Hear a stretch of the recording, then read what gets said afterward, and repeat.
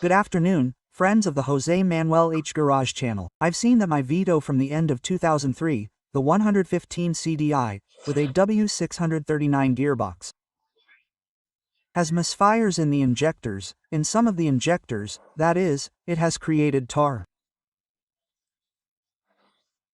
This happened to me many years ago, and this is a more or less typical fault in these CDI engines, caused by the thickness of the washers that hold the injector in the cylinder head being too thin, and they end up wearing out.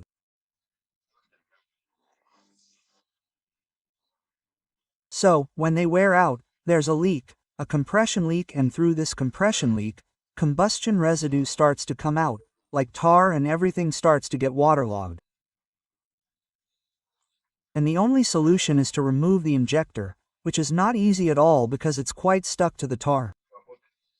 I bought a specific tool to remove these injectors, clean everything thoroughly of the tar, and once it's all cleaned up, the injector is removed, the injector is cleaned, the washer seat is cleaned thoroughly, the new washer is put in, which I went to the store to buy, the injector is put back in, the screw is tightened to a torque and ready to go.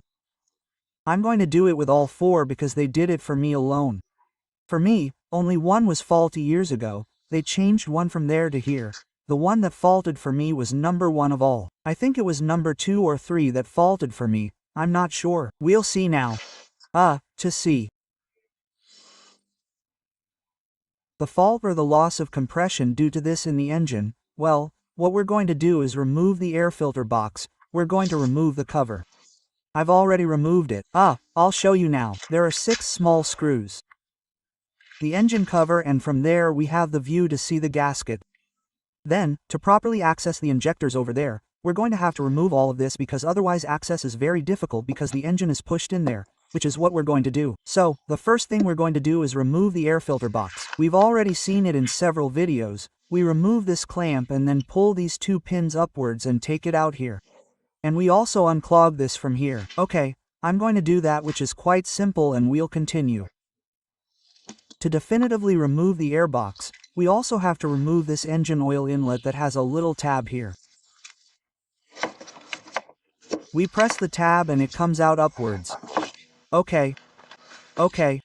We pull this upwards and now this comes out here.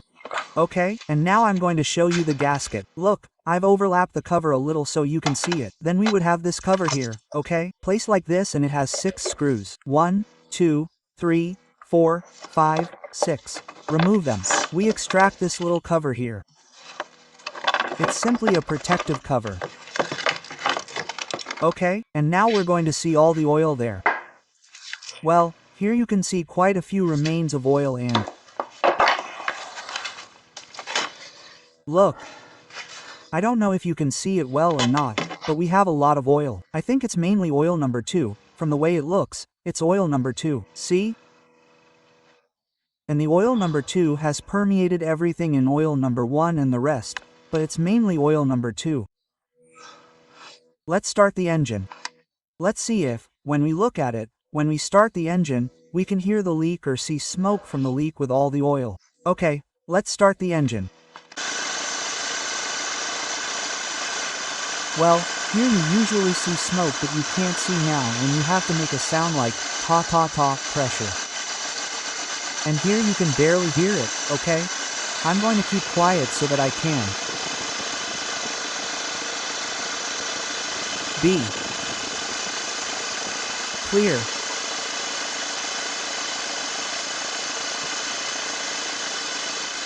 I'm going to clean all the sapote, clean it with the oven. I have a pot to scoop it out, and then you can pour water on it, and there in the water you can see more wear. So what I'm going to do is turn off the engine and remove all the bar from this front. Okay, for that, you first have to remove what are these called? The brackets that are clearly marked there, and remove the entire upper part. It has marked where the windshield wipers go, and now we are going to remove the windshield wipers. Okay, you have to be very careful to remove this rubber band. It comes here by the windshield wiper and joins here. That breaks very easily, so you have to try to remove it carefully. I'm going to use the heat gun for a bit because a little heat comes out first, both here and here. Okay, so let's do it. Okay, I've already removed the one here. Now we are going to remove the one here. Heat it a little with the gun. I mean, it has to be warm and it comes out well. Okay, it's warm and it comes out well. Now we have to remove the screws here and remove the wipers. Look, I've already removed the little nut here and now it's time to remove the windshield wiper. Never do it too roughly, okay? If you don't have a windshield wiper puller, I have one right now. The trick is to fold it in. Press it inwards with your hand, like this, so that you can apply pressure up, down, until it comes out. Or here, like this too. Look, press the blades until it comes out. Okay, done. That's it. I did it like I did. Forward, backward, forward, backward, forward, backward. And the right wiper has come out. Now we're going to remove the left one using the same procedure. We're going to remove all the little screws here, remembering that the one here, okay, has this support for the bar that holds the hood in place. We're going to remove all the little screws. And then we have to remove this screw here. I'm also going to remove this screw here. Okay, then we'll remove this cover. We'll do it now. Okay, once we remove the cabin filter cover, we remove these two small screws from the cabin filter to remove this bar, okay? And finally, to remove this here, once we've removed that bar, we have to disconnect the water pipes here and here. Okay, do you see this pipe? The macaroni where the water goes is inserted? Well, you remove it and then you can remove it. Okay, now we have to remove this entire plate here. To remove this plate here we have to remove the windshield wiper mechanism. To remove the windshield wiper mechanism, I'm sorry, this and this and this. 3 here and here too. 1, 2 and 3. And now the windshield wiper mechanism comes out. Okay, well, I'm removing the screws that I told you about. And there are 6 in total. Okay, let's continue. Okay, as you can see, this is already loose. Now the only thing I need to remove is the connector for the wiper motor, okay? And then we take it out of its place and take it out from down there. Then we'll have the screws that hold the tray in place there, and we'll have already taken the tray out, and that's it. Okay, well, we'll have to remove whatever is attached to the tray, which if I remember correctly is the brake fluid reservoir, and that's it. The connector tab is on the back, okay? So, we press it, we take it out, now it's out and this goes out. We take this out from down here. Okay, and let's see what else. Look to take this out.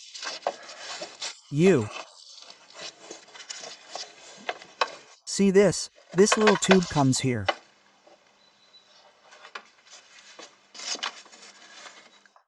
And if I disconnect it from here, we can take it out without any problems. This comes through here, so I just have to disconnect it at this height or at this height, whichever is easier. Well, this height might be easier. Yes. Oh, okay. Finally, take the little tube out from here, and what I did was put this macaroni with this obstruction so that it doesn't come out. So I can take this out here and this out here. And that's it, we don't have any more hooks. Look, removing 1, 2, 3, 4, 5, 6, then 7, 8, 9 and 10. 10,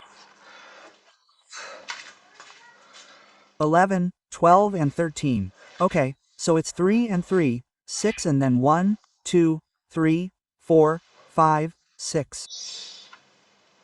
Or 7. Okay, so between 12 and 13. Well, that's it, here removing these little screws. This one too. And so on patiently. You have to remove the end caps, that is, all the protectors here that go inserted there because there's another screw there and the same thing happens to me on this side. Okay, come on, just remove 2 screws. Well, once you remove that screw over there and the one over there, this will come out without any major problem. Okay, since I have it out here and now I have much better access to the engine. Come on, let's remove it completely. Now that we've seen the mess with the oil, it's number 2. It's probably number 2 that's causing the problem. Okay, well, come on. I'm going to use a product that I have to clean the carbon and keep going. Keep going. Look, the one I'm going to use is this Disassembly, the carbon cleaner. I'm going to keep going. Okay? I'll go ahead and let it sit for a little while and then with a screwdriver or whatever I have, I'll remove the carbon. See?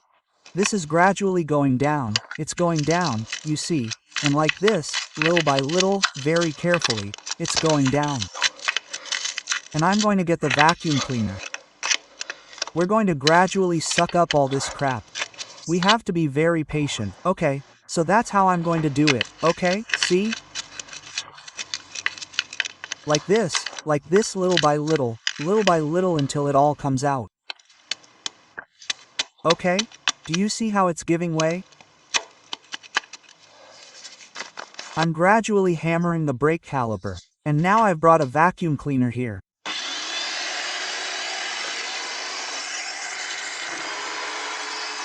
And I'm breathing in all the residue that I'm removing. Okay. I've been scraping for an hour now. Quite a bit of the big scum and the crusts have come off, but there's still a lot left. I insist, with this cleaner too. I use this one, which is a carburetor cleaner. I'll leave you a link in the description of the video to buy it on Amazon.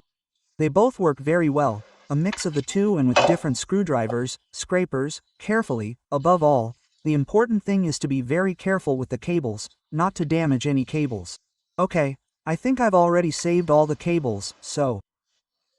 This is getting better, but there's still a lot left to scrape off, but be patient, we have to do it. If there's no other choice, we have to do it. I'm worried because however the seat of injector one is, I think that with the tool that I have to extract injectors, with this space that I have here, it won't fit, that tool won't fit. The tool does fit for the other 3, but it doesn't fit for that one. It's already dark and I'm at this level of cleaning. It's improved a lot because almost all of the stone and tar has been removed, but the grease surrounding it is still there. In other words, I have a while left. I've been doing this for about 2 hours and I think I have another 2 hours left, but anyway, for 4 hours I'll leave it good. I'll change the 4 large ones and I'll have it done for a long time, seeing. Okay, we have to keep going. And I'm doing it with everything, screwdriver, wire brush, everything. Now I'm going to give it a little bit of. Look, I've also used steel wool and W40. Then I replaced everything and now I'm going to replace it a little with gasoline to see how it goes. I'm going to keep scraping a little so that the stones come out and then try to replace it a little with gasoline. Well, now with more light, this is how they're coming along. Do you see? You can see everything now, you can see the screws. All of this was completely flooded with oil, especially in numbers 2 and 1. You can see the screw now, you can see everything. There's a little bit of liquid left because I left it with W40 all night and it loosens everything. It's been a whole night. Now to remove the 4 injectors. I'm going to test exactly which leak. I think it's only leaking in number 2. It may also leak through the first one, but nevertheless. When I had it done several years ago at the workshop, I think it was done on the first one. They recommended that I only do the one on the first one for now, because since it's a hassle to take it out and such, I should do it as it leaked. But to do this repair I've watched I've watched many, hundreds, no, dozens of videos. I've watched all the videos on injection. I'll leave you a link to my friend Robert Spain Motor Parts channel in the video description, which is fantastic. He recommends that the whole issue of injectors, the whole issue of gaskets, talks about the importance of care, when to change the gaskets, and how neat they are so that nothing falls in. Well, he gives all kinds of explanations, and he says that it should be done in fours, that all 4 injectors need to be changed. If all 4 need to be changed on the truck, they work at the same time, and if you damage one, the others will be damaged, as follows. In my case, well, this one was repaired. I've done almost 80,000 kilometers, and at 80,000 kilometers the scum has come out again. So, it might not have been convenient, but anyway, since I'm going to do it myself, therefore, I'm not wasting my time. I'm going to try to do all 4. And I'm taking risks by taking out all 4 and so on. I hope it goes well. So, what I'm going to do now is I'm going to clean all that loose stuff that I left. I'm going to blowtorch everything well. I'm going to start the van, put the air filter box in, put the connectors in, I'm going to take it for a spin, I'm going to warm it up, because to take the injectors out I want to do it with the van, with the engine warm. I've read that it's much easier to take them out with the engine warm. Okay. So that's what I'm going to do. Also, since I'm afraid of taking all 4 out at once and doing all 4 at once, what I'm going to do is one at a time, that is, I'm going to take one out, we'll see how the procedure goes. I take everything out, I take out the old washer, with the scaler I leave everything really clean, the seat.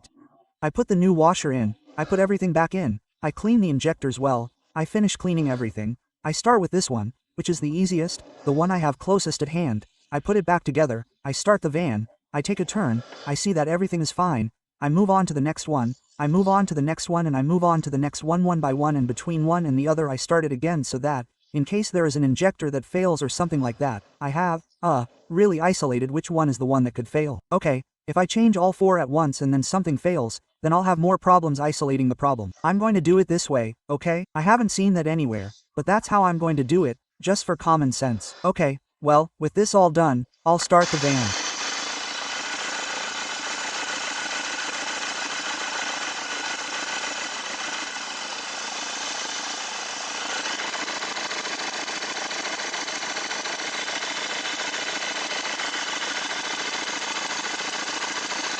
Okay, now what I'm going to do is the camera, but now what I'm going to do is pour water on it.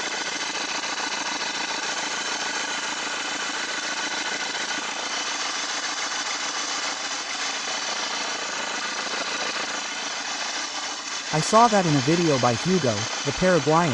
I think he's Paraguayan, Uruguayan.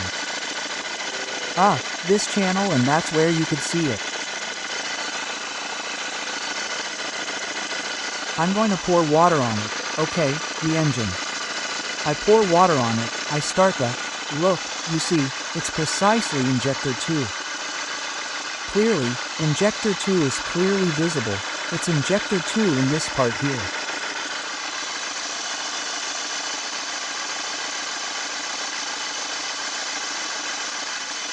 Because you have to make it. Look.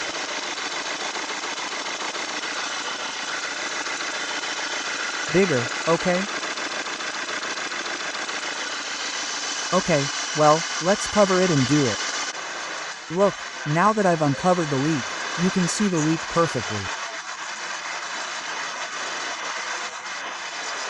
Now that I've recognized the sound, it's like a pressure sound, okay, I've already cleared the garage to do the whole operation.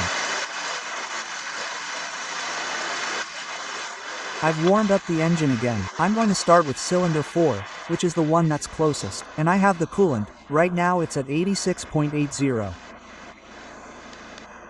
And the engine oil is at 89 gr and 5, okay? So it's coming up hot so that it's easier to remove the injector.